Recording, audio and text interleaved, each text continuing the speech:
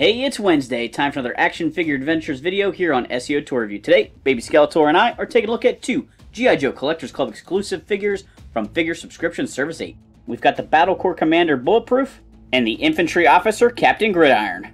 Pause it here to read Bulletproof's bio, and here for Captain Gridiron. Today we've got two figures from the G.I. Joe Collectors Club Figure Subscription 8. We've got Bulletproof, we've got Captain Gridiron. These are two classic G.I. Joe figures from the tail end of the line. I had Gridiron as a kid, thought he was kind of cool. The football helmet with the clear visor thing always seemed a little bit clunky, and even the elbow pads, like he had a lot of little pieces that could fall off. I think they've done a slightly better job here. And Bulletproof was not a figure that I had as a kid. He was actually one of the newer characters released. But Bulletproof is actually originally a nice figure, and this one looks pretty decent. He, I think, shares the head with Dodger, or one of the Battle Force 2000 guys. They got real creative here at the tail end of the Joe Club, trying to get all those different characters' helmets out for Sonic Fighters and some of the DEF guys and things like that. So let's get these guys out of the package, take a closer look.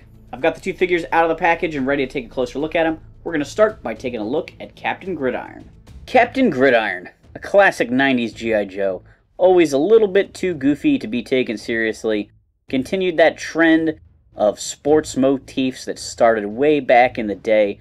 Bazooka wore a New England Patriots jersey, Cutter had a Boston baseball cap, and then they got more serious with people like Hardball and Gridiron, where the characters literally wore outfits, like uniforms, complete uniforms. Like Gridiron wore pads and a helmet to go fight on the battlefield. It's kind of strange, but it somehow worked in the world of G.I. Joe. Gridiron here has a removable helmet. It has a visor. It has a face mask. This is not like the boxing helmet that had a face mask, like the American Gladiator style helmet that we've seen before, I don't believe. I think this is all new, or maybe it's sort of reusing this face mask section. But it works, but it looks a little goofy.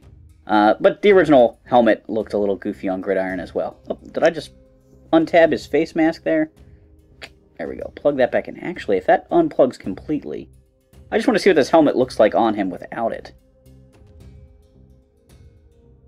I don't know. Not really much better.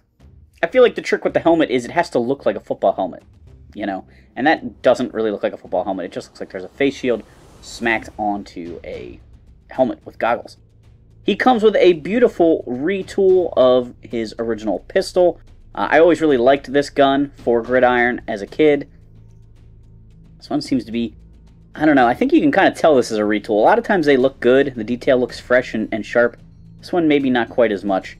But I always liked this pistol. The original Gridiron came with a really big gun that had missiles that plugged into it, and that thing was clunky and hard to hold, so I don't really mind that they dropped that. This time he comes with one football. It is gray-ish, so I guess you could pretend it's a football grenade if you wanted to, but the original Gridiron came with football grenades that pegged into his leg, as well as one that plugged into his backpack. This version gets no backpack, no leg pegs, and like I said, this one looks more like a real football. This is a reuse of a football that's come with other figures in the past, namely Red Dog. It's got a little grip molded in there so he can at least hold it, so that's kind of cool. He's got a little pistol here on his side. The original Gridiron didn't have any working holsters or anything like that, but that keeps him from feeling super bare. This way he gets 4 accessories with the helmet, the ball, the big pistol, and the little pistol there. I feel like his legs are definitely all, you know, lots of reuse going on here. These might have been used for the Persuader driver. These lower legs, too, I think, were these the Arctic Stalker legs recently? I mean, all these parts pretty much have been reused a million times. And I kind of remember this vest being Resolute Duke or somebody's also. I didn't look on Yojo. I usually don't look up the parts, but obviously I recognize a lot of the parts and pieces here. Overall, though, his color scheme works pretty well as far as an update goes. Overall, though, the figure just is kind of lackluster. You can tell it's Gridiron, but it's a little weak, I think. Of course, he comes with a Captain Gridiron figure stand. Gridiron has a ball joint at the head, His collar does not really get in the way. Maybe just a little bit with going down, but otherwise it's fine. Perfect G.I. Joe shoulder joints, elbow joints, wrist articulations that swivel around there. No rockers on his wrists. He's got hip joints that move out to the side very well. Even that holster is flexible enough to get out of the way. Double jointed knees with the knee pads there. He's got ankle articulation. It works pretty well. I like how the one piece of his boot cover is part of the boot, and the other pieces are actually the ankle above, so it doesn't eliminate the articulation. It actually hides the joint pretty nicely, but overall, he is a pretty posable figure. Now we're going to start taking a look at Bulletproof, who I think is a much better figure. Still not 100% perfect, but looks amazing compared to that Gridiron figure. Bulletproof comes with a giant spring-loaded missile launcher, which is perfect because all of the Battle Core figures came with a missile launcher. This one, it works. It feels a little bit cheap when you load that in there. Hopefully it'll hold up. It does shoot well, so there shouldn't be any major issues with that. The handle is very rubbery down here, so it's a little bit tricky to put in his hand. But he holds it just fine. It sits on his shoulder nicely. It's scaled well for the figure. He comes with a black gun here that looks a lot like one of the guns he came with. Like other DEF and Battle Core figures, the original Bulletproof came with a ridiculous amount of weapons. His helmet is non-removable. That's one negative about this figure compared to the original, but keeping costs down and trying to reuse parts here, he comes with a non-removable helmet. He's got this grenade sash here, which I think came with the 25th anniversary Duke. Works perfect for making this torso look more like Bulletproof.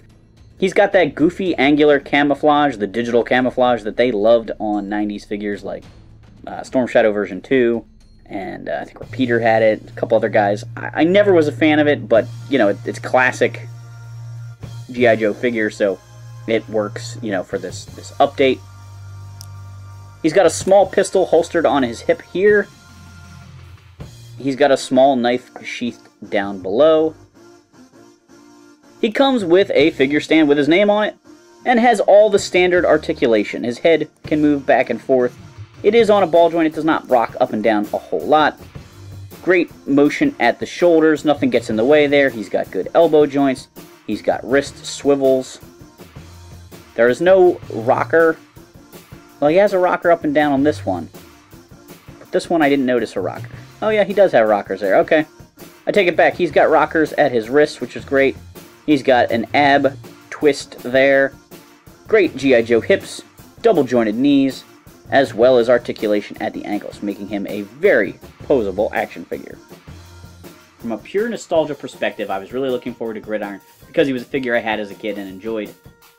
Bulletproof I never had, didn't really care about him as much, although I do think that the vintage Bulletproof figure is a better figure than the vintage Gridiron figure. And these modern updates hold true to that too. The Bulletproof figure is definitely better. If I was only going to pick up one of the two, I'd grab the Bulletproof figure. Just a little bit better execution, a little bit more true to the figure, and just overall looks a little bit nicer. Thanks for watching this Action Figure Adventures video. Do Baby Skeletor a favor, hit that like and subscribe button.